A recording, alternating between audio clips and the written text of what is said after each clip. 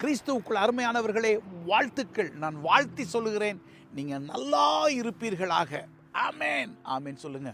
இந்த நிமிஷத்தில் பட்டதில் இருந்து, பட்ட மரத்தில் இருந்து, ஆமேன், செத்து போனதில் இருந்து, அதாவது கடந்த காலத்தில் இருந்து நம்ம வாழ்க்கையில் சில படிப்பினைகளைத்தான் படிக்கின்றோம்.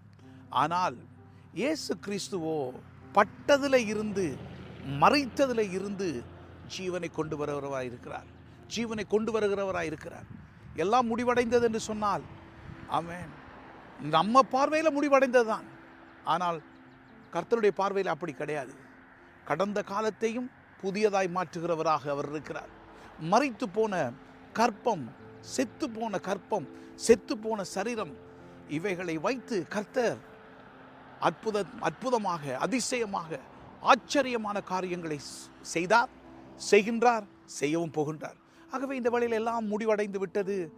சாப்டர் க்ளோஸ், எல்லாம் முடிவடைந்தது, எல்லாம் இல்லாமல் போய்விட்டதுன்னு நினைக்கிற உங்களை ஒவ்வொருவரை பார்த்து சொல்லுகிறேன், சாம்பலில் இருந்து சிங்காரம், அழகு, வெற்றி உங்களுக்கு உண்டாகட்டும். முடிவில் இருந்து புதிய ஆரம்பம் உண்டாகும். நல்லா இருப்பீங்க. God bless you.